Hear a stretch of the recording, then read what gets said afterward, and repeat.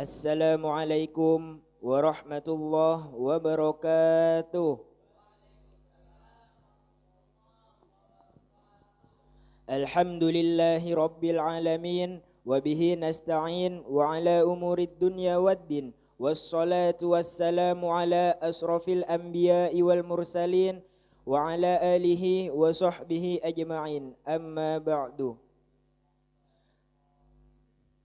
Pertama-tama, marilah kita panjatkan puji dan syukur kehadirat Allah Subhanahu wa Ta'ala atas karunia dan nikmatnya sehingga kita semua bisa berkumpul di tempat yang mulia ini.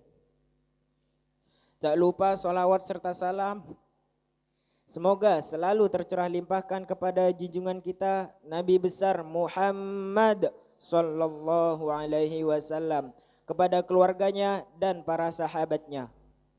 Semoga kita semua mendapatkan syafaatnya di yaumil qiyamah nanti. Amin ya rabbal alamin.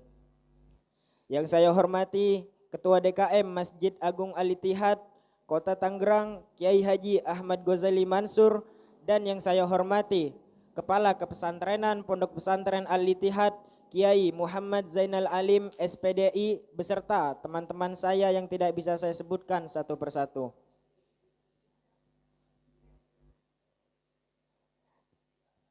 Pada malam ini saya ingin menyampaikan khitobah yang bertema Fadilah Al-Fatihah.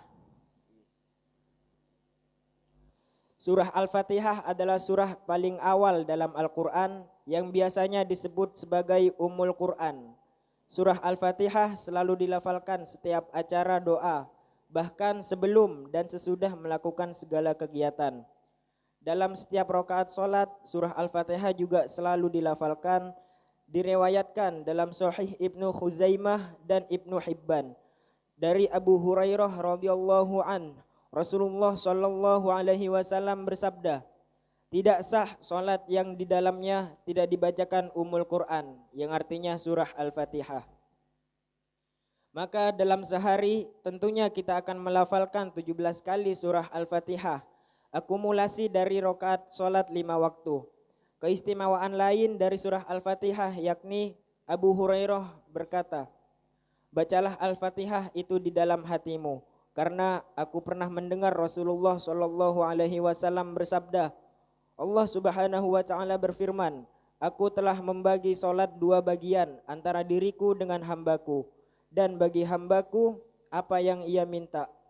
Jika ia mengucapkan Alhamdulillahi Rabbil Alamin, maka Allah berfirman, hambaku telah memujiku. Dan jika ia mengucapkan Ar-Rahmanir Rahim, maka Allah berfirman, hambaku telah menjunjungku. Dan jika ia mengucapkan Maliki Yaumiddin, maka Allah berfirman, hambaku telah memuliakanku. Dan pernah Abu Hurairah menuturkan, hambaku telah berserah diri kepadaku. Jika ia mengucapkan iyyaka na'budu wa iyyaka nasta'in, maka Allah berfirman, inilah bagian diriku dan hambaku hambaku apa yang dia minta. Dan jika ia mengucapkan ihdinas siratal mustaqim siratal ladzina an'amta alaihim ghairil maghdubi alaihim waladdallin,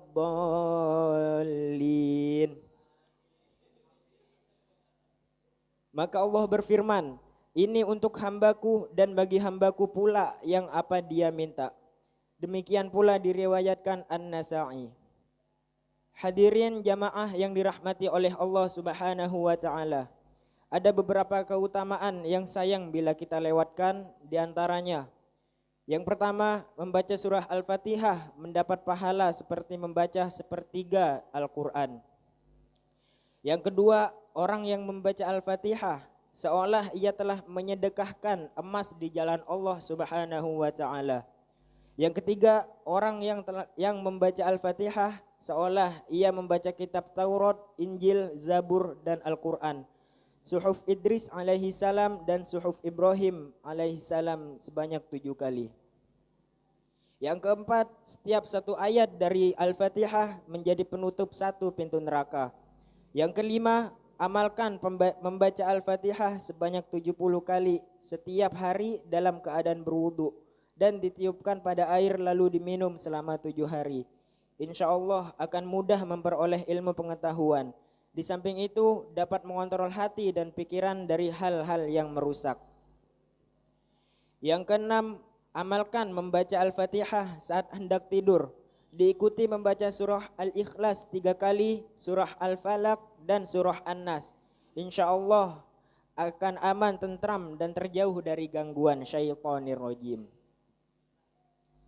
Yang ketujuh, bagi mereka yang memiliki hajat yang baik, termasuk untuk mendapat kenaikan pangkat atau derajat, untuk mendapatkan rezeki yang lebih dan dari keadaan fakir, untuk dapat menyelesaikan utang, untuk menyembuhkan penyakit, agar anak menjadi soleh dan berbagai hajat lagi, maka hendaklah ia memohon kepada Allah Subhanahu wa taala dengan cara membaca Al-Fatihah sebanyak 41 kali setiap hari. Waktunya adalah antara sholat sunnah subuh dan sholat fardu subuh. Amalkan praktek ini sampai 40 hari. Insya Allah hajat kita akan dikabulkan oleh Allah Subhanahu wa taala. Yang kedelapan, amalkan membaca Al-Fatihah sebanyak 20 kali setiap habis sholat fardu. Insya Allah akan memperoleh rizki yang lancar, pangkat atau derajat yang baik di sisi masyarakat dan baik akhlaknya, mudah dalam urusan hidupnya dan keluarga mendapatkan perlindungan Allah Subhanahu wa taala.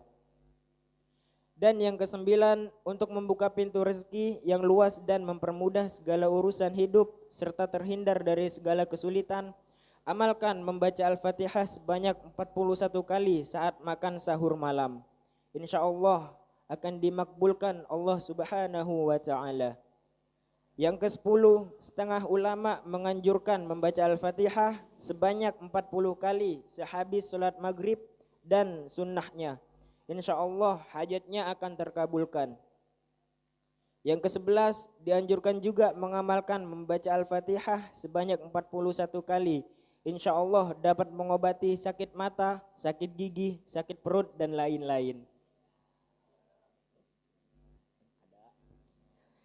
Yang ke-12, barang siapa mengamalkan bacaan Al-Fatihah di waktu sahur sebanyak 41 kali, maka Allah bukakan pintu rezekinya dan dia mudahkan urusannya tanpa pepayahan dan kesulitan. Yang ke-13, rumah yang dibacakan surah Al-Fatihah dan surah Al-Ikhlas tidak akan ditimpa kefakiran dan banyak kebaikan. Yang ke-14, membaca Al-Fatihah dan surah Al-Ikhlas sebelum tidur akan mendapatkan keamanan dari apapun kecuali maut. Yang ke-15, membaca surah Al-Fatihah mendapat pahala seperti membaca sepertiga Al-Quran. Semoga dari semua keutamaan yang telah kita ketahui menjadikan ibadah kita lebih baik dan mempunyai amalan yang lebih baik lagi. Demikian dari saya, semoga dapat bermanfaat.